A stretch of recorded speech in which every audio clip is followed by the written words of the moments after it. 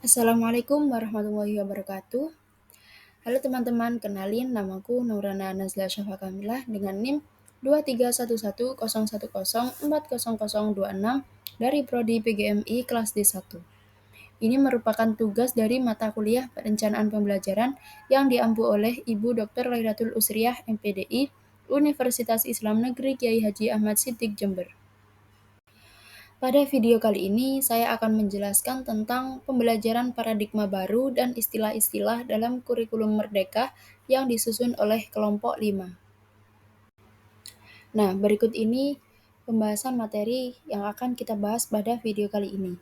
Yang pertama yaitu pembelajaran paradigma baru, yang kedua prinsip-prinsip pembelajaran paradigma baru, dan yang terakhir istilah-istilah baru dalam kurikulum Merdeka. Materi yang pertama yaitu pembelajaran paradigma baru. Pembelajaran paradigma baru menuntut guru untuk kreatif dalam mengelola pembelajarannya.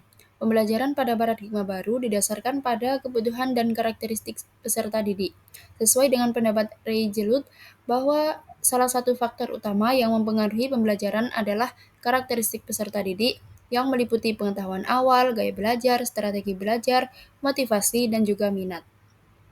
Materi yang selanjutnya yaitu prinsip-prinsip pembelajaran paradigma baru. Nah, dalam pembelajaran paradigma baru ini terdapat 5 prinsip yang digunakan. Yang pertama, mempertimbangkan kebutuhan capaian pembelajaran murid saat ini, yakni guru harus memahami bahwa setiap murid memiliki kebutuhan belajar, kemampuan, dan potensi yang berbeda-beda. Untuk itu, metode pembelajaran yang digunakan harus fleksibel dan menyesuaikan agar setiap murid bisa berkembang sesuai dengan kemampuan mereka. Yang kedua, membangun kapasitas belajar murid sebagai pembelajar sepanjang hayat. Dalam prinsip ini, guru diharapkan membantu murid mengembangkan pola pikir bertumbuh atau grow mindset, yaitu keyakinan bahwa kemampuan mereka dapat terus ditingkatkan melalui usaha dan pembelajaran. Yang ketiga, mendukung perkembangan kognitif dan karakter murid.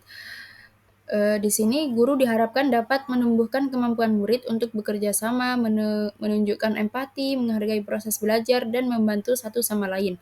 Kemudian yang keempat, menyesuaikan konteks kehidupan murid.